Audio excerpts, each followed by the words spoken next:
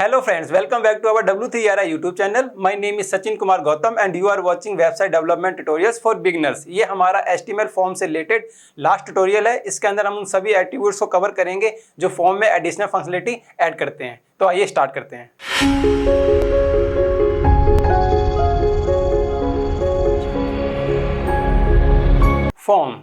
Form की पिछली 3 video में आपने बहुत सारे इनपुट फील्ड्स, उनके टाइप्स और एट्रीब्यूट्स के बारे में जाना है। आज हम उन इंपॉर्टेंट एट्रीब्यूट्स के बारे में जानेंगे जो फॉर्म के अंदर एडिशनल फंक्शनलिटी ऐड करवाते हैं। जैसे पहला है हमारा रीड ओनली, सेकंड है हमारा रिक्वायर्ड, थर्ड है हमारा डिसेबल, फोर्थ है हमारा ऑटो फोकस,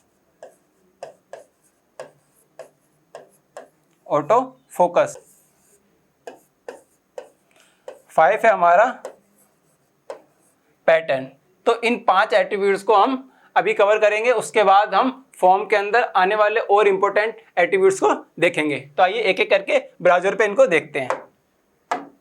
तो आइए ब्राउजर पर आप देखते हैं एक एक करके उन सभी 5 एट्रीब्यूट्स को।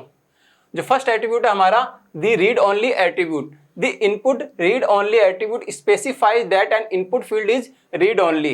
ये बताना चाह रहा है कि इस इनपुट फील्ड के अंदर, किसी भी इनपुट फील्ड के अंदर जब हम रीड ओनली लगा देते हैं एट्रीब्यूट, तो उससे क्या होगा, हम उस फील्ड को सिर्फ रीड कर सकते हैं, उसमें राइट नहीं कर सकते। A read only input field can not be modified, however a user can tap to it, highlight it and copy the text from it. वो कॉपी कर सकता है उस टेक्स्ट को, ठीक है, उस पर क्लिक कर सकता है, पर उसके अंदर कुछ भी राइट नहीं कर सकता है। The value of A read only input field will be send when submitting the form. इसके अंदर की जो वैल्यू होती है फॉर्म सबमिट करने पे फॉर्म में चली जाती है, मतलब सबमिट हो जाती है, पर आप इसको रीराइट नहीं कर सकते हैं। जैसे आप इस एग्जांपल में देखेंगे, फॉर्म के अंदर आप देखेंगे लेवल में फर्स्ट नेम दे रखा है और इनपुट टाइप में आपको क्या करना है, ये पहले से वैल्यू दे रखी है जॉन, और जॉन का क्या है, रीड ओनली कर रखी है। तो जब आप फॉर्म को सबमिट करेंगे, इसके अंदर आपको दिखाता हूं, तो आप देखेंगे जो हमारा फर्स्ट इनपुट है उसके अंदर हमने क्या कर रखा है, एक वैल्यू दे रखी है जॉन, और उसके बाद हमने एट्रीब्यूट का यूज किया है रीड ओनली एट्रीब्यूट का यूज। तो आप देखेंगे हमारे फर्स्ट नेम के अंदर जो वैल्यू दे रखी है हमने जॉन दे रखी है, इस पर हम क्लिक करेंगे तो हमारा जो क्या है कीबोर्ड नहीं दिखाई देगा, लेकिन जैसे आप लास्ट नेम पे क्लिक करेंगे तो आप कीबोर्ड आपको शो हो जाएगा, जिससे आप इसको रीराइट कर सकते हैं या इसको चेंज कर सकते हैं। ठीक है, तो ये हमारा रीड ओनली एट्रीब्यूट कि जब हमको कोई बाय डिफॉल्ट कोई वैल्यू ऑटोमेटिक फिल करवानी है, यूजर से उसमें डाटा नहीं इनपुट करवाना है, और आप अपनी तरफ से ही पहले से डिफाइन कर देंगे उस वैल्यू को कि हमको फर्स्ट नेम ये वैल्यू डिफाइन करनी है। कोई वैल्यू हो सकती है जिसमें आप रीड ओनली लगा देंगे, वो बाय डिफॉल्ट जब फॉर्म सबमिट होगा, जैसे हम फॉर्म सबमिट करेंगे तो आप देखेंगे कि हमारे फर्स्ट नेम में जॉन वैल्यू जा रही है और लास्ट नेम में जो हमने इनपुट टाइप फिल किया था, मतलब इनपुट जो भी राइट किया था, वो आपको यहाँ पे शो हो जाएगा। ठीक है, सेकंड एट्रीब्यूट है हमारा disable attribute. The input disable attribute specify that an input field should be disabled.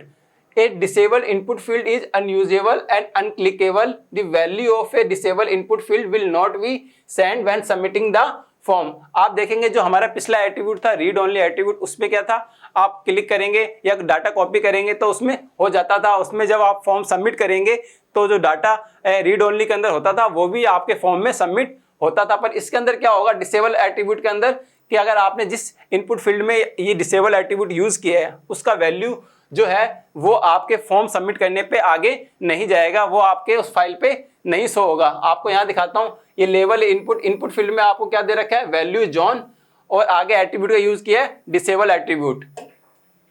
एक सिंपल फॉर्म जिसके अंदर input type text, ID, name और वैल्यू दे रखी है जॉन के आगे लिखा डिसेबल्ड। अब आप देखेंगे कि जब मैं इस पर क्लिक करूंगा तो ये कुछ भी नहीं हो रहा, इस पर कॉपी पेस्ट कुछ भी नहीं कर पा रहे हैं, ये डिसेबल्ड है। इस पर ना क्लिक होगा ना आप इस टेक्स्ट को कॉपी कर सकते हैं। लास्ट नेम में जो नॉर्मल रहता है हमारा वो ये क्लिक करेंगे आपको इनपुट फील्ड लिखने के लिए यूज हो जाएगा। ठीक है, और जब आप इस फॉर्म को सबमिट करेंगे तो आप देखेंगे कि आपके पास सिर्फ लास्ट नेम का डेटा आया है और जो आपका फर्स्ट नेम का है वो डेटा नहीं आया है। ये रीड ओनली और डिसेबल्ड के अंदर फर्क है।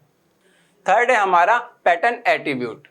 The pattern attribute, the input pattern attribute specify a regular expression that the input fields value is checked against when the form is submitted. ये आपको बताना चाह रहा है कि अगर हम किसी इनपुट फील्ड में किसी पैटर्न को टाइप करते हैं कि हमको ए से लेके जेड तक या capital A to Z value ही पुट कर सकते हैं या उसमें आप इनपुट कर सकते हैं, तो वो हम इस पैटर्न के द्वारा कर सकते हैं। जब हमारा फॉर्म सबमिट होगा, अगर हमारा जो पैटर्न इस अकॉर्डिंग है, जैसे आपको दिखाएंगे, the pattern attribute works with the following input type. जो पैटर्न एट्रीब्यूट है वो किन किन इनपुट टाइप के साथ काम करता है, तो वो है हमारे text, date, search, URL, tel, email and password. इन एट्रीब्यूट्स के साथ में हमारा ये पैटर्न एट्रीब्यूट्स काम करता है। एक टिप दे रखी है, use the global title attribute to describe the pattern to help the user. अगर आप किसी इनपुट फील्ड में पैटर्न एट्रीब्यूट का यूज कर रहे हैं, तो आपको क्या करना चाहिए, टाइटल एट्रीब्यूट का भी यूज करना चाहिए कि जब यूजर उस पर होवर करे इनपुट पे, तो उसको वो दिखाई दे जाए कि आप क्या उसमें इनपुट फील्ड ऐड करवाना चाह रहे हैं, आपका क्या पैटर्न है। जैसे देखेंगे, आप देखेंगे इसके अंदर कि हमने क्या कर रखा है, एक इनपुट फील्ड लिया है, टाइप टेक्स्ट, आईडी हमारी कंट्री कोड, नेम हमारा कंट्री कोड। उसमें एक पैटर्न यूज किया हमने, कैपिटल ए से जेड और स्मॉल ए से लेके जेड, और मैक्सिमम वैल्यू हमने दे रखी है कि 3, कि आप लेटर आप स्मॉल भी यूज कर सकते हैं और कैपिटल भी यूज कर सकते हैं, लेकिन मैक्सिमम वैल्यू क्या है, आप सिर्फ 3 यूज कर सकते हैं। तो जब हम, और इसमें क्या कर रखा है, टाइटल का यूज भी किया है, 3 लेटर कंट्री कोड, कि जब आप यूजर इस इनपुट फील्ड पे होवर करेगा तो उसको क्या एक टाइटल दिखाई देगा कि इनपुट फील्ड में क्या हम इनपुट कर सकते हैं। जैसे मैं इस पे इनपुट क्लिक करूंगा, अगर मैंने लिख दिया INDIA इंडिया, मुझे कंट्री कोड नहीं पता, मैंने इंडिया लिखा, जैसे मैं सबमिट करूंगा तो मेरे पास एक एरर आएगा, please match the format requested 3 letter country code. वो बता रहा है कि आप जो पैटर्न पहले से डिस्क्राइब हो रखा है, आप उसी के हिसाब से इसमें इनपुट फील्ड कर सकते हैं। अगर मैं सिर्फ 3 लेटर का लिख दूं IND और मैं सबमिट करूंगा, तो आप देखेंगे कि फॉर्म मेरा सबमिट हो जाएगा, कंट्री कोड के अंदर IND चला गया है। ठीक है, तो ये है एक पैटर्न कि आप अपनी तरफ से कोई पैटर्न लगवाना चाहते हैं किसी इनपुट फील्ड में कि यूजर सिर्फ वो मतलब उस हिसाब से ही इनपुट फील्ड टाइप करे, तो आप पैटर्न का यूज कर सकते हैं। नेक्स्ट एट्रीब्यूट है हमारा required attribute. The required attribute, the input required attribute specify that an input field must be filled out before submitting the form. The required attribute works with the following input types.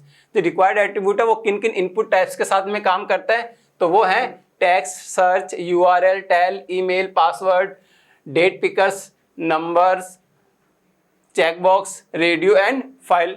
ठीक है, तो ये input जो type होते हैं, इनके साथ में रिक्वायर्ड एट्रीब्यूट वर्क करता है। ठीक है, एग्जांपल से देखते हैं।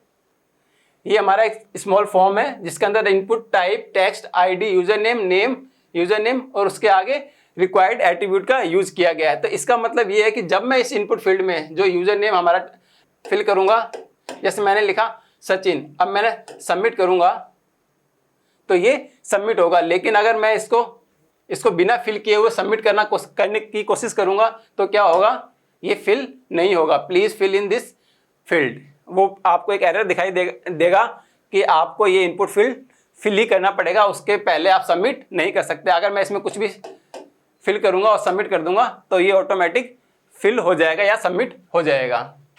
नेक्स्ट एट्रीब्यूट है हमारा ऑटो फोकस।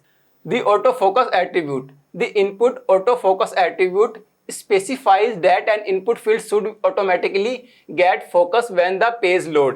इसका मतलब ये है कि जैसे ही आपका पेज लोड होगा तो फॉर्म के किस पॉइंट पे या किस इनपुट फील्ड को आप चाहते हैं कि जैसे यूजर कुछ भी क्लिक करे तो उस इनपुट टाइप में टाइप होने लग जाए, तो उसके लिए हम यूज करते हैं ऑटो फोकस। तो आप देखते हैं जब भी फॉर्म आप देखेंगे ये फॉर्म लिखा हो तो सबसे पहले फर्स्ट नेम लास्ट नेम ये होता है। तो आप क्या चाहते हैं कि यूजर भी जब क्लिक करता है सबसे पहले फर्स्ट नेम ही फिल करता है। आइए एग्जांपल से समझते हैं। ठीक है, ये हमारा बेसिक फॉर्म है, ठीक है, जिसके अंदर हमने क्या कर रखा है, ऑटो फोकस एट्रीब्यूट यूज किया है हमने अपने इनपुट टाइप फर्स्ट नेम के अंदर। ठीक है, तो आप जैसे आप देखेंगे फॉर्म के अंदर, जैसे आप देखेंगे अपने फॉर्म के अंदर, तो आपका जो फर्स्ट नेम है वो पहले से ही ऑटो फोकस दिखा रहा है कि आप कुछ भी टाइप करेंगे तो सबसे पहले इसी में टाइप होगा। तो आप देखेंगे बॉर्डर इसका पहले से फोकस दिखा रहा है, तो आप क्लिक करेंगे तो सबसे पहले इस इनपुट फील्ड के अंदर ही डेटा टाइप होगा। तो आइए अब स्टार्ट करते हैं हम कुछ ऐसे एट्रीब्यूट्स के बारे में जो इनपुट टाइप में दिए जाते हैं, इनपुट फील्ड में दिए जाते हैं, और वो यूज होते हैं फॉर्म के एट्रीब्यूट्स को ओवरराइड करने के लिए। तो आइए एक एक करके उनको देखते हैं, ठीक है। तो इस चैप्टर में हम क्या देखेंगे, this chapter describe the different form attributes for the HTML input element. Input element के अलग अलग एट्रीब्यूट्स जो ओवरराइड कर देते हैं मेन फॉर्म एट्रीब्यूट के एक्शन को या उसके और एट्रीब्यूट्स को। तो ठीक है, पहला है हमारा इनपुट फॉर्म एट्रीब्यूट। ये फॉर्म एट्रीब्यूट है, ना कि फॉर्म टैग है या एलिमेंट है, ठीक है। तो specify the form the input element belongs to. तो इसमें क्या यूज होता है कि the value of this attribute must be equal to the ID attribute of the form element its belong to. आप देखेंगे कि फॉर्म के अंदर क्या दे रखा है, एक आईडी दे रखी है form1, ठीक है। और आप देखेंगे फॉर्म के बाहर एक लेबल और एक इनपुट दे रखा है। तो इसका यूज बेसिकली फॉर्म एट्रीब्यूट का यूज क्यों किया जाता है कि फॉर्म के बाहर कोई डेटा या कोई इनपुट है, उसकी वैल्यू हम फॉर्म के अंदर फिल करवाना चाहते हैं या फॉर्म के अंदर एक्सेप्ट करना चाहते हैं। उसके लिए क्या करेंगे, हम यहाँ पे फॉर्म जो एट्रीब्यूट है उसका यूज करेंगे। इसकी जो वैल्यू होती है वो हमारे फॉर्म टैग या फॉर्म एलिमेंट के अंदर की जो आईडी की वैल्यू है उससे मैच करनी चाहिए। इससे क्या होगा, आप इसके अंदर कुछ भी वैल्यू लिखेंगे, आपको दिखाता हूं। तो आप देख रहे हैं यहाँ पे एक हमने फॉर्म लिया हुआ है जिसके अंदर एक आईडी दी है form1, ठीक है। तो उसके बाद क्या करेंगे, हम जैसे ही फॉर्म क्लोज होगा उसके बाद एक इनपुट हमने यूज किया है जिसके अंदर हमने फॉर्म एट्रीब्यूट का यूज किया है, और इसकी जो वैल्यू होगी वो हमारी आईडी की वैल्यू से मैच करेगी। क्योंकि जब हम जैसे ही फॉर्म इस आप देखेंगे यहाँ पे ये हमारा फॉर्म है, फर्स्ट नेम, उसके बाद सबमिट बटन। ये हमारा फॉर्म के बाहर का जो इनपुट फील्ड है वो है लास्ट नेम। अब इसके अंदर हमने कुछ फिल किया, जॉन डॉय, ठीक है। और उसके बाद ये हमारा फॉर्म के बाहर का लास्ट नेम है, इसमें हम लिखेंगे कुछ भी लिख देते हैं, कुमार, ठीक है। तो जब आप सबमिट करेंगे तो आप देखेंगे कि फर्स्ट नेम और लास्ट नेम दोनों की ही वैल्यू फॉर्म के अंदर सबमिट हो जाएगी या फिल हो जाएगी। तो ये यूज किया जाता है, हम किसी भी बाहर फॉर्म के बाहर का जो इनपुट होता है उसकी वैल्यू को फॉर्म के अंदर यूज करने के लिए हम यूज करते हैं फॉर्म एट्रीब्यूट का, ठीक है। नेक्स्ट है हमारा form action attribute. The input form action attribute specify the URL of the file that will process the input when the form is submitted. कि जब फॉर्म सबमिट होता है तो उसमें क्या होता है, आपको देखा होगा कि फॉर्म के अंदर इस टैग के अंदर यहाँ पे एक एक्शन दिया जाता है। ये एक्शन क्या होता है, बेसिकली सर्वर पर वो फाइल होती है जिसमें फॉर्म सबमिट होने के बाद डाटा जाएगा, ठीक है। तो इस एट्रीब्यूट को ओवरराइड करने के लिए हम क्या करेंगे, हम एक इनपुट फील्ड लेंगे, उसके अंदर फॉर्म एक्शन एट्रीब्यूट यूज करेंगे और उसके अंदर फाइल दे देंगे जिसमें हमको अपना डेटा सबमिट होने के बाद भेजना है। तो क्या होगा, जो फाइल यहाँ दे रखी होगी इसमें ना जाके जो डेटा है सबमिट होने के बाद इस फाइल पे चला जाएगा। फॉर्म एक्शन का ये यूज है, ठीक है। उसके बाद आता है हमारा form enc type attribute. The input form enc type attribute specify how the form data should be encoded when submitted only for forms with the method post. अच्छा, फॉर्म एंक टाइप जो एट्रीब्यूट है ये हमेशा उसी form के साथ काम करेगा जिसमें उसका जो मेथड है, मेथड आपको पता है कि दो प्रकार के बेसिकली यूज किए जाते हैं, गेट और पोस्ट। तो जिस फॉर्म का मेथड पोस्ट होगा ये फॉर्म एंक टाइप उसी में ही यूज होगा। ये बेसिकली क्या करेगा, फॉर्म के डेटा को किस प्रकार से कोड करना है, इनकोड करना है, वो यूज करने के लिए किया जाता है। This attributes override the enc type attribute of the form. कि जो फॉर्म के अंदर ये मेथड आता है पोस्ट, इसके आगे लिखा, इसके आगे जो एट्रीब्यूट यूज किया जाता है एंक टाइप, उसको ओवरराइड करने के लिए हम क्या करेंगे, इनपुट में फॉर्म एंक टाइप यूज करेंगे और उसमें हम वैल्यू दे देंगे, मल्टीपार्ट या फॉर्म डाटा जो भी इसकी वैल्यू होती है वो दे देंगे। तो ये क्या करेगा, फॉर्म का जो बेसिक वो होता है एंक टाइप उसको ओवरराइड कर देगा। नेक्स्ट एट्रीब्यूट है हमारा form method. The input form method attribute defines the HTTP method for sending form data to the action URL। Action URL में HTTP मेथड के जो तरीका है फॉर्म को सेंड करने का, फॉर्म डेटा को सेंड करने का, वो डिफाइन करने के लिए फॉर्म मेथड का यूज किया जाता है। इसमें एक नोट भी दे रखा है, this attributes overrides the method attributes of the form element. जैसा कि मैंने आपको बताया जिस मेथड के आगे एक फॉर्म लग रहा है, ये सब क्या कर रहे हैं, जो फॉर्म में यूज होने वाले एट्रीब्यूट थे उनको ओवरराइड करने के लिए इस चीज का, इन एट्रीब्यूट्स का यूज किया जा रहा है। तो जो मेथड था उसको ओवरराइड करने के लिए हम क्या यूज करेंगे, फॉर्म मेथड यूज करेंगे। The form method attributes works with the following input types, submit and image के साथ में आप फॉर्म मेथड का यूज कर सकते हैं। आपको पता है इनपुट टाइप सबमिट है, तो उसमें आप जब फॉर्म मेथड का यूज करेंगे तो उसकी वैल्यू जो फॉर्म एक्चुअल फॉर्म जो मेथड है उससे चेंज हो जाएगी, ठीक है। The form data can be sent as URL variables method get और as an HTTP post transaction method post, ठीक है। ये मेथड गेट और पोस्ट दोनों में काम हो रहा है। Notes on the get method, get method के लिए क्या कुछ रिक्वायरमेंट चाहिए होती है या फिर क्या कुछ इंपॉर्टेंट पॉइंट्स हैं वो देख लेते हैं। This method appends the form data to the URL in name value और पेयर्स। तो इसके अंदर जो मेथड होगा, फॉर्म डेटा कैसे दिखाई देगा आपको, नेम और वैल्यू के पेयर में दिखाई देगा। This method is useful for form submission where a user want to bookmark the result. जब हम किसी रिजल्ट को बुकमार्क करने के लिए यूज करते हैं तब भी हम इस गेट मेथड का यूज कर सकते हैं। There is a limit to how much data you can place in a URL, क्योंकि URL आप देखते हैं तो फिक्स होता है कि आप कितना डाटा उसके अंदर डाल सकते हैं, 256 या 400 कितने वर्ड उसमें आ जाएंगे। तो वो इसलिए क्या है, इसकी एक लिमिटेड वैल्यू है डेटा को शो करवाने के लिए। Never use the get method to pass sensitive information. आपको मैंने पहले ही बताया कि जब भी आपको कोई सेंसिटिव इंफॉर्मेशन अपने सर्वर पर या दिखानी है तो आप कभी भी गेट मेथड का यूज ना करें। इससे क्या है, आपका जो भी इंफॉर्मेशन होते हैं, जो भी आप सेंड करते हैं वो कोई भी देख सकता है। इसके लिए इसकी जगह हम क्या यूज करते हैं, पोस्ट मेथड का यूज करते हैं।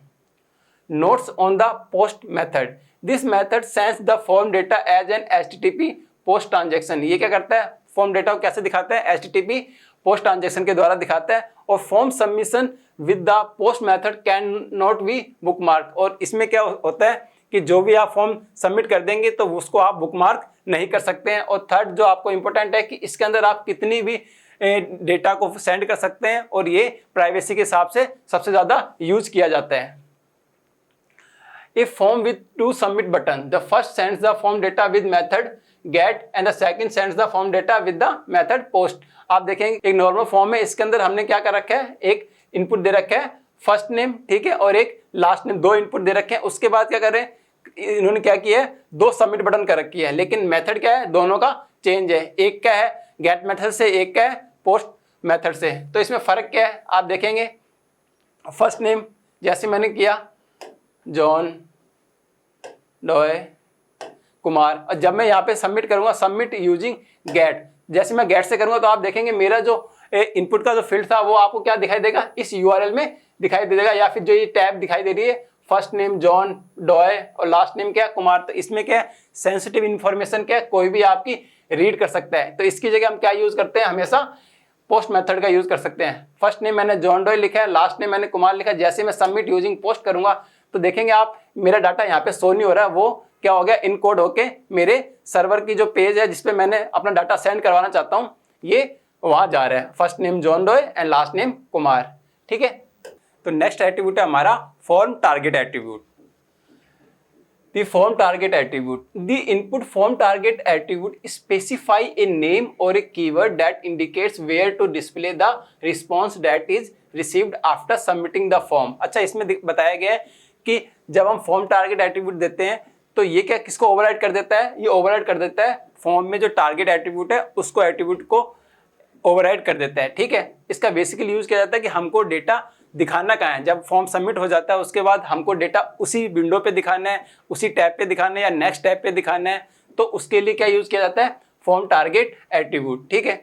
The form target attribute works with the following input types. तो ये किसके साथ में काम करता है, input type submit and image के साथ में। आप देखेंगे a form with two submit buttons with the different target windows, ठीक है। एक नॉर्मल इनपुट टाइप सबमिट है, एक हमारा क्या है फॉर्म टारगेट अंडरस्कोर ब्लैंक। तो इससे क्या होगा, अभी आपको दिखाता हूँ कि दोनों इनपुट सबमिट टाइप में क्या डिफरेंस है। देख रहे हैं आप, एक फर्स्ट नेम लास्ट नेम दो इनपुट है, उसके बाद इनपुट टाइप सबमिट और सिर्फ वैल्यू दे रखी है। उसके बाद फॉर्म जो हमारा सेकंड इनपुट टाइप सबमिट है उसके अंदर क्या कर रखा है फॉर्म टारगेट अंडरस्कोर ब्लैंक। तो आप जब देखेंगे कि मैं ये फॉर्म सबमिट कर रहा हूँ, first name John doe last name Kumar, उसके बाद जैसे ही मैं सबमिट पे क्लिक करूंगा तो क्या होगा, मेरा जो फॉर्म में सबमिट होने के बाद उसी टैब पे ओपन हो जाएगा। तो उसकी जो वैल्यू है, रिस्पॉन्स है, वो हमको उसी टैब पे दिखाई देगा। ठीक है। और जब हम फर्स्ट नेम यहाँ पे देखेंगे जॉन डॉय कुमार, और जब हम submit to a new window tab करेंगे तो जैसे हम इस पर क्लिक करेंगे तो देखेंगे आप कि जो रिस्पॉन्स है फॉर्म सबमिट होने के बाद वो क्या है, मुझे न्यू टैब में ओपन मिला है। ठीक है। तो फॉर्म टारगेट क्या करता है, आपके रिस्पॉन्स कहाँ शो करवाना है वो बताता है कि आपको न्यू विंडो पे शो करवाना है या फिर उसी विंडो पे शो करवाना है, उसी टैब पे शो करवाना है। तो इसके लिए हम क्या करते हैं, फॉर्म टारगेट एट्रीब्यूट का यूज करते हैं। नेक्स्ट है हमारा फॉर्म नो वैलिडेट। ये किसको करता है, नो वैलिडेट को ओवरराइड करने के काम आता है। ठीक है। The input form no validate attribute specify that an input element should not be validated when submitted. इसका बेसिकली यूज इसीलिए किया जाता है, आप इसके वर्ड में समझ रहे हैं, फॉर्म नो वैलिडेट, कि आपके जो इनपुट टाइप्स होते हैं जैसे ईमेल के अंदर क्या वैलिडेशन होती है, रिक्वायरमेंट कि @ आपको लगाना है। लेकिन जब आप ऐसा कर लेंगे कि फॉर्म नो वैलिडेट एट्रीब्यूट का यूज़ कर लेंगे तो आप उसमें @ लगाएं या ना लगाएं, नंबर में आप कैरेक्टर डाल रहे हो, कुछ भी डालें, तो फिर भी वो फॉर्म सबमिट हो जाता है। This attributes override the no validate attributes of the form element. The form no validate attributes works with the following input type. ये किसके साथ में काम करता है, इस एट्रीब्यूट को आप हर किसी इनपुट फील्ड में नहीं लगा सकते हैं, ये तभी लगाएंगे जब उसका इनपुट का टाइप सबमिट होगा। ठीक है। एग्जाम्पल से देखते हैं। ठीक है। ये हमारा फॉर्म नो वैलिडेट का एक एग्जाम्पल है जिसके अंदर एक बेसिक फॉर्म का स्ट्रक्चर है और इसके अंदर क्या कर रखा है, एक ईमेल को लिया गया है। तो ईमेल में आपको जब पता है कि जब आप सबमिट करते हैं तो हमेशा क्या होता है, @ का यूज किया जाता है। अगर लेकिन यहाँ पे क्या है, सबमिट विदाउट वैलिडेशन, क्योंकि इसके अंदर मैंने क्या कर रखा है, एक एट्रीब्यूट का यूज किया जिसका नाम है फॉर्म नो वैलिडेट। अब मैं यहाँ पे ईमेल के अंदर कुछ भी लिखूं, ठीक है, अब मैंने कुछ भी नहीं यूज @ का यूज नहीं किया, या इसका जो बेसिक जो रिक्वायर्ड स्ट्रक्चर है वो मैंने यूज नहीं किया, और मैं जब सबमिट करूंगा तब भी क्या होगा, ये फॉर्म सबमिट हो जाएगा। ईमेल के अंदर वैल्यू मेरे को मिल गई है। तो लेकिन एक्चुअल में क्या होता है, ईमेल का जो उसका नाम फिर @gmail.com या जो भी कुछ भी होता है, एक उसकी बेसिक स्ट्रक्चर होती है, वो फॉलो करनी पड़ती है। लेकिन अगर आप फॉर्म नो वैलिडेट का यूज करेंगे तो आप बेसिक स्ट्रक्चर को फॉलो नहीं करेंगे, फिर भी फॉर्म आपका सबमिट हो जाएगा। ठीक है। लास्ट हमारा एट्रीब्यूट है नो वैलिडेट एट्रीब्यूट। इसका यूज कहाँ किया जाता है, इसका यूज हम फॉर्म टैग के अंदर करते हैं। तो इसमें क्या होता है, वो पहले क्या फॉर्म नो वैलिडेट क्या करता है, वो इनपुट टाइप सबमिट के साथ में काम करता है, लेकिन नो वैलिडेट क्या है, ये फॉर्म में सबसे ऊपर यूज किया जाता है। इसका काम भी वही है कि आपको अपने फॉर्म को वैलिडेट नहीं करवाना है, कोई कुछ भी वैल्यू इनपुट कर दे तो आपका फॉर्म सबमिट हो जाए, तो ये वहाँ काम किया जाता है नो वैलिडेट का। तो आप देख रहे हैं फॉर्म की बेसिक स्ट्रक्चर है और उसके अंदर क्या कर रखा है, हमने नो वैलिडेट एट्रीब्यूट का यूज किया है, और एक हमने क्या किया, इनपुट फील्ड ईमेल लिया हुआ है। आप देखेंगे यहाँ पे एंटर योर ईमेल। अब इसके अंदर मैंने एट्रीब्यूट कौन सा यूज किया है, नो वैलिडेट। अब मैं कुछ भी लिखूंगा इसके अंदर और सबमिट करूंगा तो मेरा फॉर्म क्या है, सबमिट हो रहा है। लेकिन एक्चुअल में क्या होता है, उसकी एक बेसिक स्ट्रक्चर होती है किसी भी इनपुट टाइप की, कि आप नंबर में सिर्फ नंबर ही इनपुट कर सकते हैं, कैरेक्टर नहीं इनपुट कर सकते हैं। तो अगर यहाँ ईमेल की जगह नंबर होता और आप उसके अंदर भी ABCD या कैरेक्टर कुछ भी लिखते तो वो इनपुट हो जाता। ठीक है। तो ये थे हमारे इंपॉर्टेंट एट्रीब्यूट्स जो हम फॉर्म में यूज करते हैं। तो आज की वीडियो में हमने देखा HTML फॉर्म से रिलेटेड कुछ इंपॉर्टेंट एट्रीब्यूट्स के बारे में जो उसकी फंक्शनलिटी को और इंक्रीज कर देते हैं। ठीक है। तो इसी प्रकार के इंफॉर्मेटिव वीडियोस को देखने के लिए लाइक शेयर एंड सब्सक्राइब करें हमारे W3RI यूट्यूब चैनल को। Thank you.